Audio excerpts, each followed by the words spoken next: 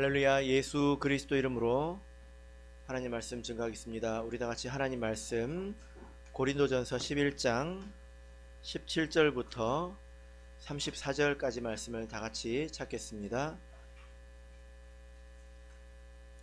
고린도전서 11장 17절부터 34절까지의 말씀을 저와 여러분이 한 절씩 교독하겠습니다. 17절 내가 명하는 이 일에 너희를 칭찬하지 아니하나니 이는 저희의 모임이 유익이 못되고 도리어 해로움이라.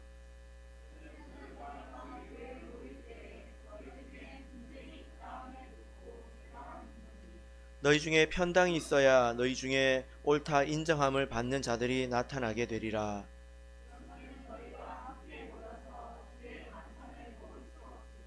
이는 먹을 때에 각각 자기의 만찬을 먼저 갖다 먹으므로 어떤 이는 시장하고 어떤 이는 취함이라.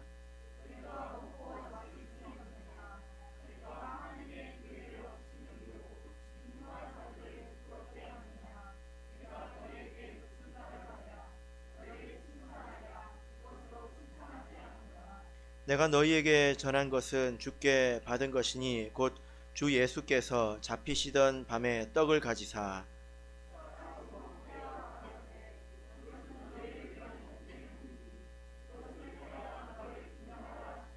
식후에 또한 이와 같이 잔을 가지시고 가라사대 이 잔은 내 피로 세운 새 언약이니 이것을 행하여 마실 때마다 나를 기념하라 하셨으니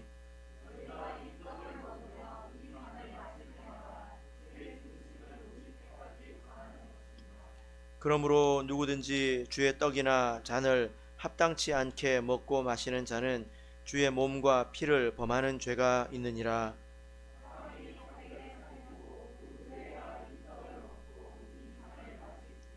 주의 몸을 분변치 못하고 먹고 마시는 자는 자기의 죄를 먹고 마시는 것이니라.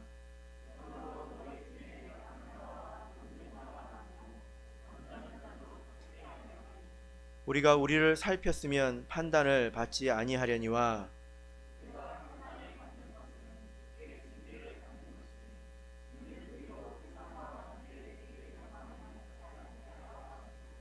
그런즉 내 형제들아 먹으러 모일 때에 서로 기다리라.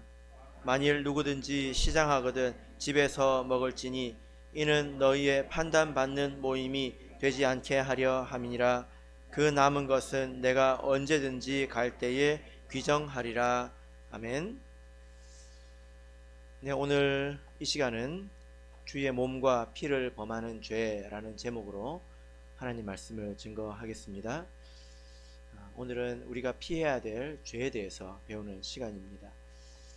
최근에 청주교회에서 영은회를 한 후에 마침에 청소를 하지 않습니까? 그런데 청소를 하시던 분이 청소를 하면서 성찬 그 떡 부스러기를 발견을 했습니다. 그래서 깜짝 놀라서 그것을 집사님께 보고를 했고 집사님이 그것을 이제 그 자리에서 드셨습니다. 그런데 이렇게 주워 담을 수 없는 그런 그 부스러기들도 또 있지 않습니까? 그걸 청소하면서 이렇게 청소해도 되나? 그런 근심이 있었다고 이제 말씀을 하시는 것을 제가 들었습니다. 그래서 이제 아이들 그리고 학생들을 대상으로 최근에 이제 교육을 한 적도 있는데요. 이렇게 근심하고 또 조심하는 것은 합당한 일이지 않습니까? 왜냐하면 이것이 주님의 살과 피이기 때문에 그렇습니다. 그런데 만약에 어떤 사람이 성찬을 받아서 그것을 몰래 밖에다가 버린다면 이것은 어떤 문제일까요? 그 사람은 어떤 벌을 받게 될까요? 이것은 굉장히 큰 문제이지 않습니까? 이것이 왜 큰 문제입니까? 예수님께서 우리에게 살과 피를 주시려면 예수님이 피를 흘리셔야 되고 자기 살을 찢어야 되는 거잖아요. 그죠? 이것은 예수님께서 우리를 위해서 희생하셨다는 그런 말씀입니다. 근데 우리가 그 희생을 무시하고 또 그 희생을 헛되게 하는 일이기 때문에 이것은 결코 가벼운 그런 죄가 아니라는 것입니다. 그런데 생각해 보면 뭐 어떤 누가 그런 일을 하겠습니까? 그죠? 예. 그럴 것 같으면 아예 오지를 않겠죠. 받아서 버릴 바에야 뭐 하려고 오겠습니까? 그런데 오늘 말씀을 보면 그와 같은 그런 일을 하는 사람은 있을 수 있구나. 이것을 우리가 배울 수 있습니다. 자, 어떤 사람이 이와 같은지에 대해서 같이 말씀을 통해서 보겠습니다. 자, 27절 읽겠습니다. 본문 말씀 27절을 같이 읽겠습니다. 시작. 그러므로 누구든지 주의 떡이나 잔을 합당치 않게 먹고 마시는 자는 주의 몸과 피를 범하는 죄가 있느니라. 어떤 사람이 그와 같습니까? 자, 주의 몸과 피를 범하는 죄라고 하는 것은 주의 몸과 피에 해당하는 죄, 피를 대상으로 한 그런 죄라는 뜻입니다.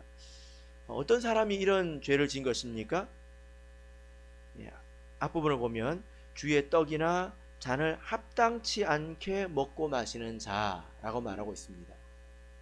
이 합당치 않다라는 말은 어울리지 않는다 혹은 불손하다 뭐 이런 뜻이지 않습니까? 성찬은 예수님의 살과 피이기 때문에 그것을 받는 자의 합당한 마음, 그것에 걸맞는 마음, 그것에 어울리는 마음, 이 마음을 가지고 먹어야 된다라는 것입니다. 그러면 성찬을 받을 때 어떻게 하는 것이 합당하게 받는 것일까요? 자, 28절을 읽겠습니다. 28절 읽겠습니다. 시작. 사람이 자기를 살피고 그 후에야 이 떡을 먹고 이 잔을 마실지니. 자, 그러면 어떤 사람이 합당한 사람입니까? 자기를 살핀 사람이죠. 자기를 살핀 사람. 그러니까 여기서 자기를 살핀다라고 하는 것은 평소 자기의 삶에 어떤 문제가 없는지 이것을 돌아보는 것을 말합니다. 이렇게 생각해 보시면 어떨까요? 여러분께서 요리를 하셨는데요. 굉장히 귀한 그런 식재료를 가지고 굉장히 오랫동안 정성을 들여서 아주 어렵사리 요리를 만들었습니다. 근데 그것을 옆에 있는 사람이 그것을 더러운 그릇에 담아버렸다고 한번 생각해 보십시오. 오물이 묻은 그런 그릇에 담았다고 한번 생각해 보십시오. 그럼 이것을 먹을 수 있겠습니까?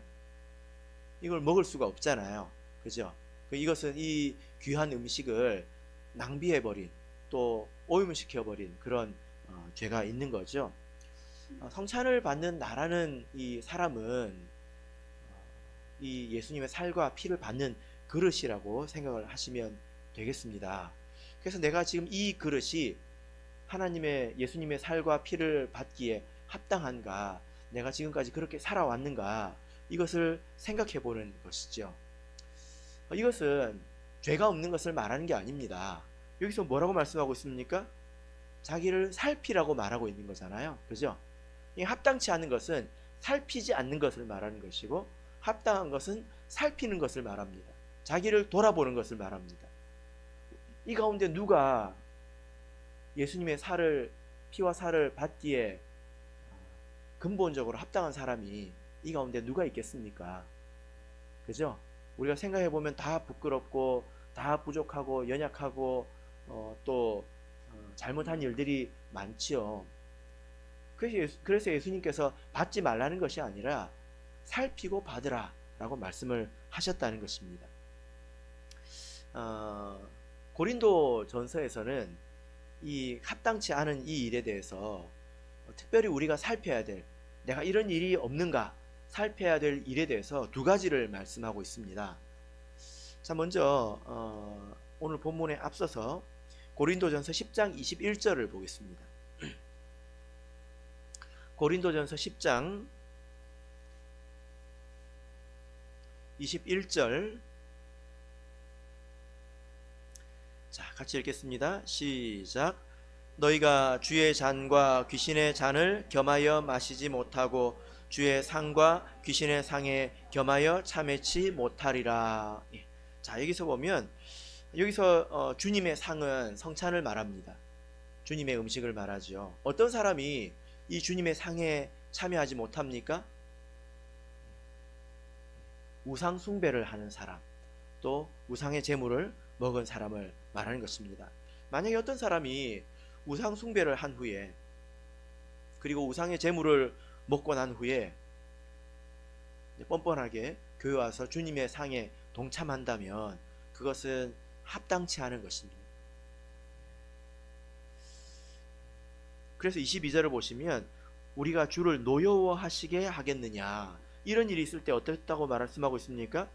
우리 주님께서 노여워하신다 라는 말씀이죠.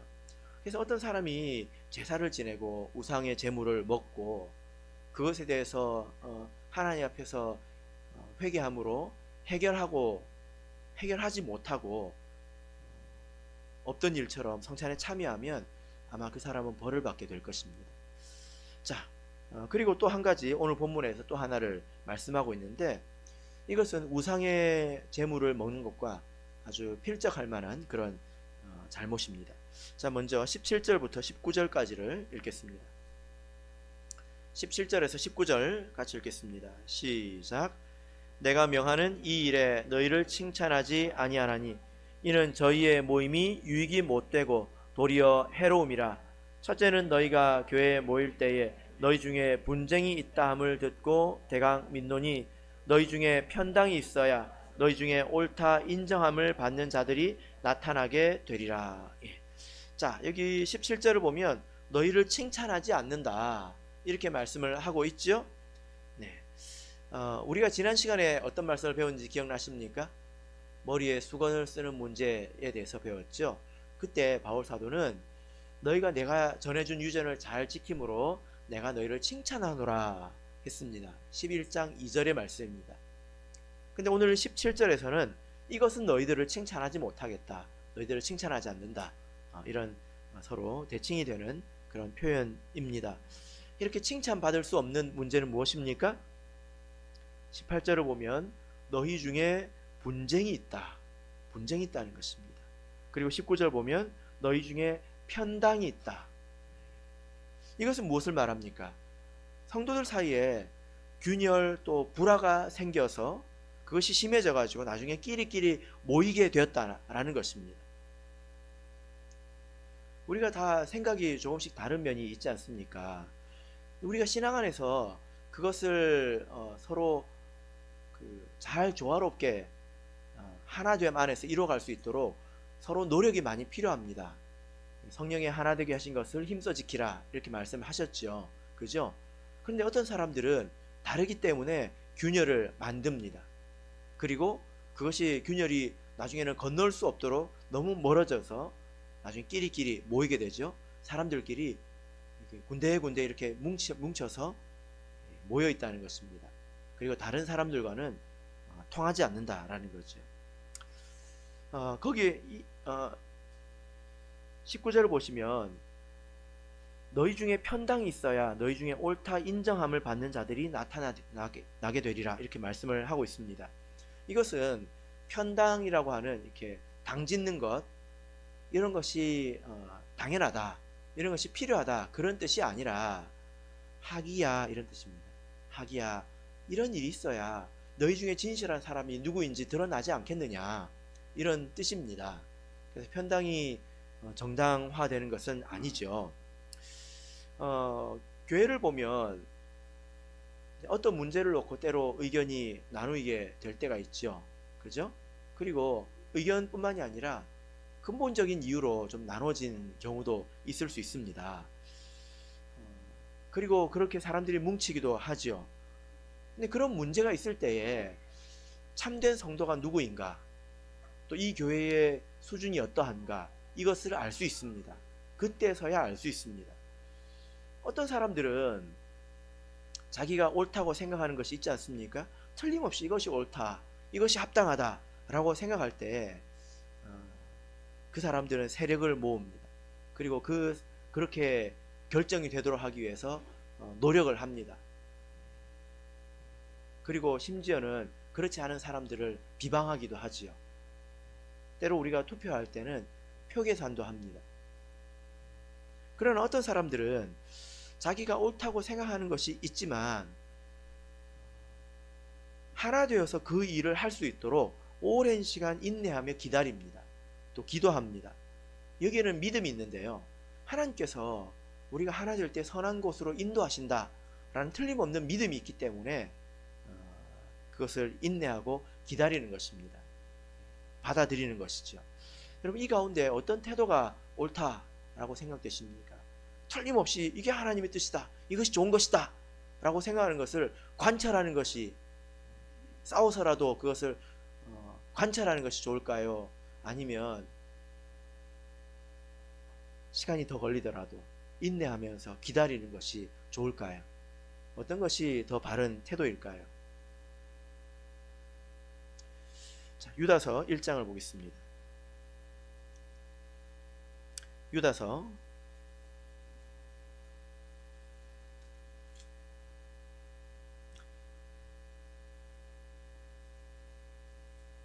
1장 9절 10절 말씀을 읽겠습니다. 유다서 1장 9절 10절 같이 읽겠습니다. 시작. 천사장 미가엘이 모세의 시체에 대하여 마귀와 다투어 변론할 때에 감히 회방하는 판결을 쓰지 못하고 다만 말하되 주께서 너를 꾸짖으시기를 원하노라 하였거늘 이 사람들은 무엇이든지 그 알지 못하는 것을 회방하는도다. 또 저희는 이성 없는 짐승같이 본능으로 아는 그것으로 멸망하느니라. 자, 여기 보면 천사장 미가엘과 이 마귀 사이에 있었던 일에 대해서 말씀을 하고 있습니다. 이제 모세의 시체를 두고 있었던 일인데요, 여기서 천사장은 회방하지 않았습니다. 근데 10절에 이 사람들은 심판받는 사람들인데 이 사람은 회방한다 이렇게 말씀하고 있지 않습니까? 이 회방이라고 하는 것은 방해라는 뜻이라기보다는 대적해서 말하는 것을 뜻합니다. 그래서 회방이라고 하는 것은 말을 하는 걸 말합니다. 성령 회방죄 있죠. 성령을 회방하라, 이것은 말하는 것을 말합니다.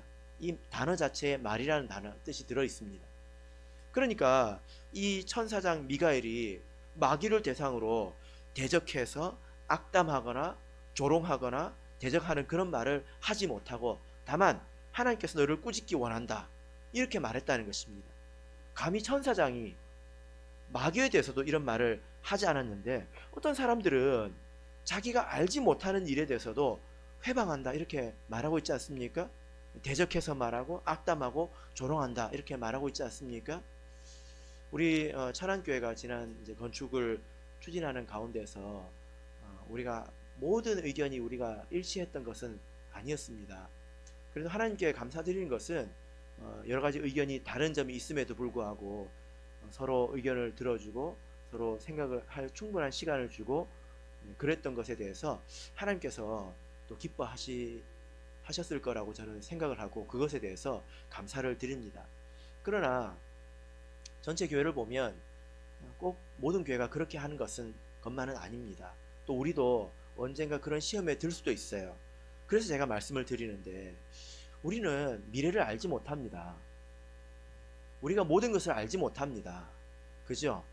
그래서 내가 믿음으로 내 의견을 낸 것에 족하지 다른 사람이 의견이 다르다고 해서 그 사람을 대적하고 악담하고 무시하고 조롱하고 그런 말을 어디서든 해서는 안 되는 것입니다. 만약에 이제 그렇다면 우리가 이제 잘못을 하는 거죠. 천사장이 마귀를 대상으로도 이런 일을 하지 않았던 것입니다. 제가 신앙을 할 때 천사 마귀론 혹은 영계 변증에 관해서 배울 때 들었던 말씀이 기억이 나더라고요. 우리들은 귀신 들린 사람이라도 조롱해서는 안 됩니다. 심지어 무당조차도 불쌍히 여기는 마음을 가져야 합니다. 근데 하물며 우리 성령을 받은 성도들을 대상으로 조롱하고 비난하고 또 무시한다면 이것은 정말 어울리지 않는 것이지 않습니까? 우린 끝까지 인내하면서 하나님의 때, 하나님의 방식, 또 하나님께서 열매를 주실 때까지 기다려야 합니다. 정말 그것이 옳을 수 있지만 우리 전체가 그것을 감당할 수 없을 때는 그것이 결코 좋은 것이 아니기 때문에 우리가 기다릴 줄 알아야 된다라는 거죠. 그래서 오늘 여기서 본문에서 말씀하시는 바가 바로 이 문제다라는 것입니다. 이런 문제가 있을 때에 참으로 옳은 사람이 누구인지, 하나 되어서 하나님을 믿고 묵묵히 그 자리를 지킨 사람이 누구인지 그런 사람들이 드러나게 된다라는 말씀이지요. 자, 여러분, 어떤 것이 합당치 않게 주의 몸과 피를 받는 것입니까? 어떤 것이 주의 몸과 피를 범하는 죄가 있는 것입니까? 서로 분쟁하면서 끼리끼리 모여서 수군수군 되면서 저 사람을 나와 한 몸으로 받아들이고 인정하지 않으면서 그러면서 성찬을 같이 하는 것을 말합니다. 이해되십니까? 다른 사람을 미워하면서 하나 되지 못했으면서 한 떡을 받는 것을 말하는 것입니다. 자, 20절부터 22절을 보겠습니다. 고린도전서 11장 20절에서 22절 같이 읽겠습니다. 시작. 그런즉 너희가 함께 모여서 주의 만찬을 먹을 수 없으니 이는 먹을 때에 각각 자기의 만찬을 먼저 갖다 먹음으로 어떤 이는 시장하고 어떤 이는 취함이라. 너희가 먹고 마실 집이 없느냐? 너희가 하나님의 교회를 업신여기고 빈궁한 자들을 부끄럽게 하느냐? 내가 너희에게 무슨 말을 하랴? 너희를 칭찬하랴? 이것으로 칭찬하지 않노라. 예. 자, 20절을 보면 그런즉 너희가, 여기서 말하는 너희는 이렇게 분쟁하고 편당이 되어버린 그런 사람들을 말하죠. 너희가 주의 만찬을 먹을 수 없다. 이런 사람들은 성찬을 할 수 없다. 이런 의미로 이렇게 번역이 되어 있는데요. 근데 원문을 보면 조금 의미가 다릅니다. 약간 의역이 된 것이라고 볼 수 있는데요. 의역이 오해를 좀 가져다주는 그런 내용입니다. 원문대로 번역을 해보자면 여러분들이 한 자리에 모여서 먹어도 그것은 주님의 만찬을 먹는 것이 아닙니다. 이 뜻입니다. 너희들은 성찬을 할 수 없다, 해서는 안 된다, 그게 아니라 너희들이 그 자리에서 먹더라도 그것은 주님의 살과 피를 먹는 것이 아니다, 이런 뜻이에요. 어떤 사람이 이렇게 분쟁하고 마음에 균열이 생겨서 끼리끼리 모여가지고 그런 사람들끼리 한자리에 모여서 예수 그리스도 이름으로 축사하고 또 누룩 없는 떡과 잔을 나누어도 그것은 주의 살과 피를 먹는 게 아닙니다. 그러면 무엇을 먹는 걸까요? 밀가루 반죽, 포도즙을 먹는 걸까요? 네, 그렇지 않습니다. 29절을 보겠습니다. 29절 읽겠습니다. 29절 시작. 주의 몸을 분변치 못하고 먹고 마시는 자는 자기의 죄를 먹고 마시는 것이니라. 만약에 이렇게 합당치 않게 지금 내가 받고 있는 것이 예수님의 살과 피라는 것을 생각하지도 못하고 그것에 합당치 못하게 먹는다면 그것은 주님의 살과 피를 먹는 것이 아니라 무엇을 먹고 마시는 것입니까? 자기의 죄를 먹고 마시는 것이다 라는 겁니다. 주의 살과 피를 먹는 것이 아니라 무엇을 먹는다고요? 자기의 죄를 먹고 마신다는 것입니다. 그래서 이것은 약이 아니라 독이 되는 것입니다. 우리가 바르게 성찬을 하면 이것은 우리에게 생명의 떡이 되는 것이고 또 약이 될 텐데, 그렇지 않으면 이것은 독이 된다는 것입니다. 자, 21절부터 우리가 다시 돌아가서 보면 고린도 교회는 구체적으로 어떤 문제가 있었는가, 이 문제를 보겠습니다. 21절 보면 먹을 때에 각각 자기 만찬을 먼저 갖다 먹음으로 어떤 이는 시장하고 어떤 이는 취함이다. 그러니까 교회에서 사람들이 아마도 예배 전에 같이 모여서 식사를 하고 이렇게 그 성찬을 했나 봅니다. 그리고 예배를 드렸던 것 같아요. 그래서 이 말씀을 보면 고린도 교회는 초대교회는 성찬을 굉장히 자주 했던 것으로 생각해 볼 수 있겠죠? 그죠? 예. 그래서 이 사람들이 지금 이것은 성찬을 하는 문제를 말하는 게 아니라 식사를 먼저 하고 있다는 거예요. 그리고 이후에 식사가 끝나면서 성찬을 합니다. 왜냐하면 그때 당시에 사람들이 먹던 음식 자체가 성찬 재료거든요. 그죠? 예. 그러니까 뭐 따로 이렇게 준비할 필요가 없어요. 우리는 좀 다르지 않습니까? 김치찌개, 뭐 밥 이런 거 교회에서 먹고 성찬하려면 따로 준비를 해야 되잖아요. 근데 그 사람들은 먹던 걸 가지고 축사만 하면 돼요. 떡 하나를 가지고 잔을 가지고 축사만 하면 됩니다. 그런데 어떤 일이 있었냐면 이 그 22절을 통해서 보면 교회에 부자들이 있고 또 빈궁한 자들, 가난한 자들이 있었던 것 같습니다. 부자들은 할 일 없는 이제 부자들이고, 그러니까 교회 일찍 와가지고 4시 반부터 해가 지기 전부터 밥을 먹기 시작하는 거예요. 할 일이 없으니까. 한 2시간 반쯤 먹다 보면 배가 부르고 또 어둑어둑해지겠죠. 그럼 그때 누가 옵니까? 우리 성도들 가운데 노예의 신분을 가진 자들, 그래서 늦게까지 일을 하고 겨우 마치고 온 사람들, 그런 사람들이 예배를 드리기 위해서 온 것입니다. 그런데 너무 기분이 나쁜 거예요. 왜냐하면 너무 배가 고파서 뭐가 좀 먹을 게 있을까 하고 왔더니 이 사람들이 다 먹고 부스러기가 남은 것입니다. 그런데 뭐 지금 같으면 아유 요거 이 정도 남았으면 이렇게 모아서라도 우리는 먹겠지만, 그때는 분위기가 그런 게 아니에요. 이 부자들이 가난한 자들, 이 노예 성도들과 잘 어울리지 않으려고 했던 것입니다. 저런 것들하고 그렇게 표현하지 않았다 하더라도 이렇게 금이 가 있었다는 거예요. 그러니까 배는 너무 고픈데 부끄러워서 이걸 또 먹기에 자존심도 상하고, 이 마음속에서 이 복잡 미묘한 그런 감정이 생겼다는 것입니다. 그런 것에 대해서 이런 일이 고린도 교회에 있었다는 거예요. 참 우리로서는 상상할 수 없는 그런 일이죠. 만약에 누가 늦게 왔다면 우리는 틀림없이 라면이라도 끓여줬을 것입니다. 계란을 넣어서. 그죠? 고린도 전서 1장을 보면 누구는 그리스도에게, 누구는 바울에게, 누구는 아볼로에게, 누구는 게바에게 이렇게 다 나눠졌습니다. 이런 사람들이 성찬하면 이게 약이 됩니까? 독이 됩니까? 약이 됩니까? 독이 됩니까? 제가 말을 잘못했나요? 네, 뭐가 됩니까? 다 그렇게 나눠져 있으니까 다 성찬을 한 게 아니라 뭘 한 것입니까? 다 독을 먹은 거예요. 그죠?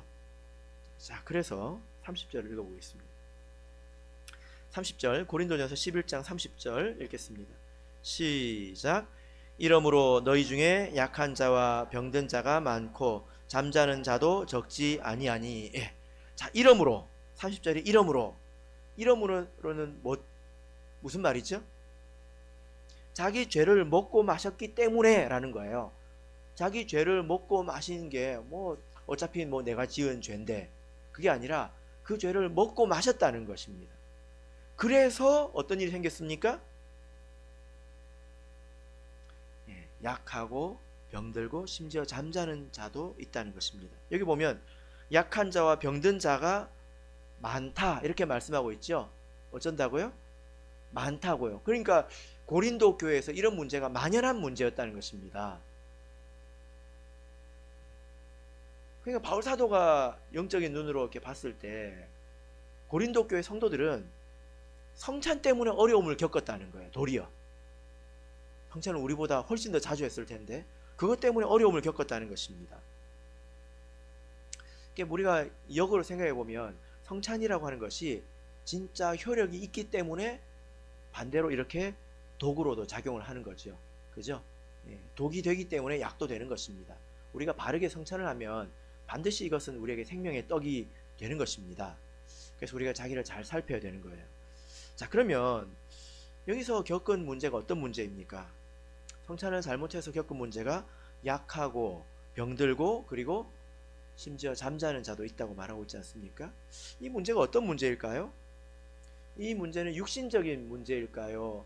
육신적으로 약해지고 육신적으로 병이 들고 이런 것일까요? 아니면 영적인 것일까요? 어떤 것일까요? 두 방향으로 다 해석이 가능합니다. 이 성찬을 통해서 도리어 그 약해지고 병들고 이런 것들은 다 믿음을 향해서 또 신앙을 향해서 쓸 수 있는 그런 표현들이죠. 그리고 영적으로 잠에 들었다. 이것은 믿음이 식었다는 것을 말합니다.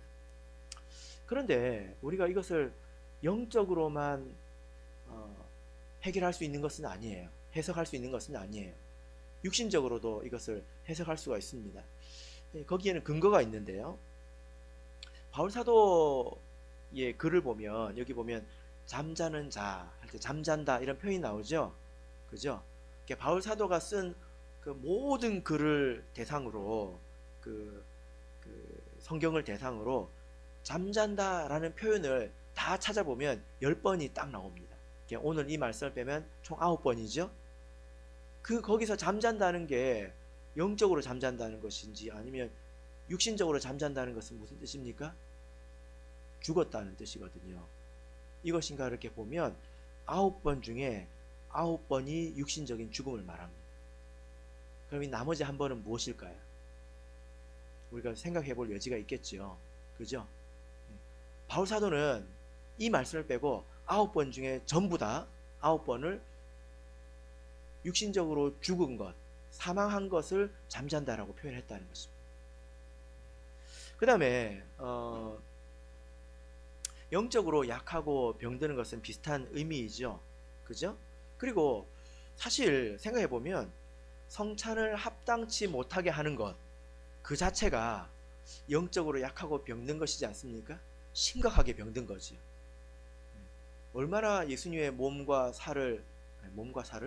살과 피를 가볍게 여겼으면 그것이 무엇인지 생각지도 않고 그것을 받은 거잖아요. 그래서 이미 그 영적으로 믿음이 심각하게 병이 들었다는 것입니다. 그죠? 그리고 32절을 보겠습니다. 32절 읽겠습니다. 시작. 우리가 판단을 받는 것은 주께 징계를 받는 것이니 이는 우리로 세상과 함께 죄의 정함을 받지 않게 하려 하심이라.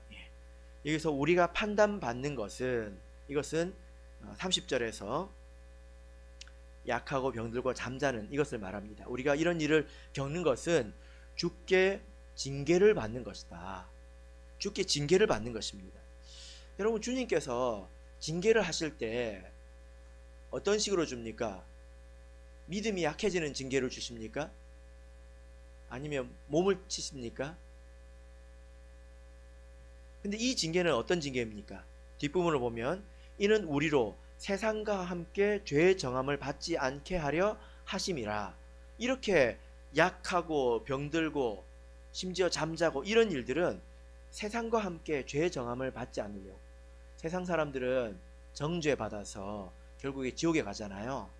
이렇게 때리지 않으면, 징계하지 않으면 세상과 함께 지옥에 갈까봐 이렇게 친다는 것입니다. 그러니까 이런 그 표현을 이렇게 통해서 보자면 이것은 영적으로도 해석이 가능하지만 육신적으로도 충분히 볼 수 있다. 성찬을 잘못해서 육신적으로 병에 드는 것이라고 해석할 가능성이 충분히 있다. 우리가 이렇게 볼 수가 있습니다. 그래서 실제로 성찬을 합당치 못하게 해서 병든 사례를 제가 들어본 적이 있습니다. 한두 번 말씀을 드렸는데 중국 교회에서 남은 성찬을 처리하지 않고 집에 임원들이 이제 가버렸습니다.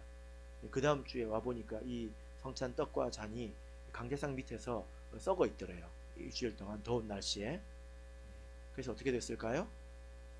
그날 이후로 그 임원들이 전부 병에 걸렸다고 제가 간증을 들은 바가 있습니다. 그리고 뭐 이것은 이제 확인된 내용은 아니지만 제가 서두에 청주교회에서 그 부스러기를 발견했다고 했잖아요. 그죠?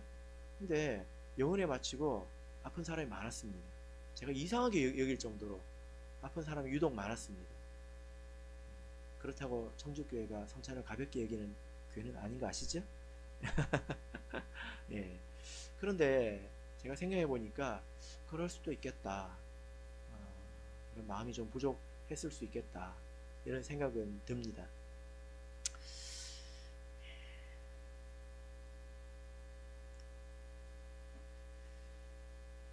결론이 무엇일까요? 33절을 보겠습니다. 33절 읽겠습니다. 시작. 그런즉 내 형제들아 먹으러 모일 때에 서로 기다리라. 예. 결론이 무엇입니까? 서로 기다리라. 두고 보자. 다음엔 내가 더 빨리 올 거야. 이게 아니라 서로 기다리라. 무엇을 위해서 기다리라는 것입니까? 밥 먹지 말고 기다리라는 거죠. 근데 우리는 조금 다른 의미로 이 말씀을 좀 받아야 될 것 같습니다. 우리는 무엇을 기다려야 될까요? 사람들의 믿음이 다 같지가 않습니다. 또 경험도 다 같지가 않고요. 인식이 다 같지가 않습니다. 근데 우리는 뭐 어떤 일을 하더라도 한 마음으로 해야 됩니다. 그리고 믿음으로 화합해 주려고 해야 되지만, 근데 믿음이 없어서 따라주지 못하는 것에 대해서도 기다려 줄 줄 알아야 된다는 거예요. 어떤 사람이 앞장서 가지고 믿음으로 하는 그 말이 다 옳습니다. 그렇다고 우리가 다 해야 될까요? 그러면 도리어 어떤 일이 생깁니까?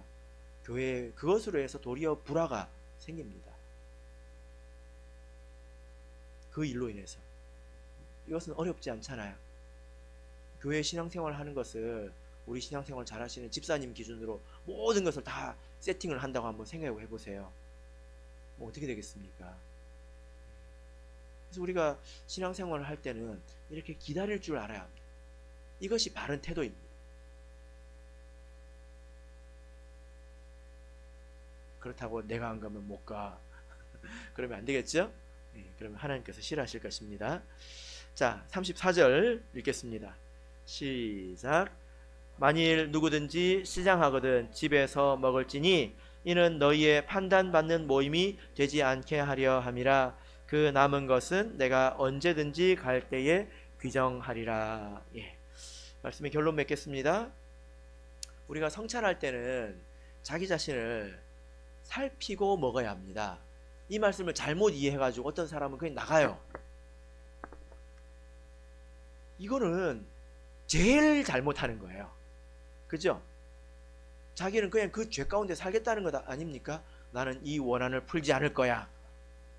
그렇게 하는 것 아닙니까? 그죠? 그러니까 이것은 받으라는 말씀이지 받지 말라는 말씀이 아니에요. 그러나 그 전에 살피라는 것입니다. 자기 자신을 살피라는 거죠. 크게 두 가지 문제는 이건 반드시 살펴야 되는 것입니다. 무엇입니까?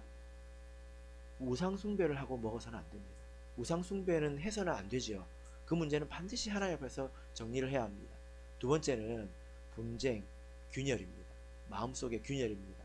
우리가 이렇게 한 자리에서 성찬을 한다 하더라도 어떤 사람은 주의 살과 피를 먹겠지만 어떤 사람은 독을 먹는 것일 수 있습니다. 내 마음속에 다른 사람을 향하여 거리낌이 있고 미움이 있다면 그것은 빨리 해결해야 합니다.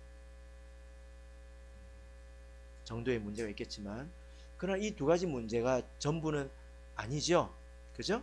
자, 여기 34절을 보면 그 남은 것은 내가 언제든지 갈 때 귀정하리라. 그 이외에도 자기를 살펴야 될 부분이 여러 가지가 있지만 그것은 내가 나중에 가서 말해줄게 하고 바울 사도가 이야기하고 있는 것입니다.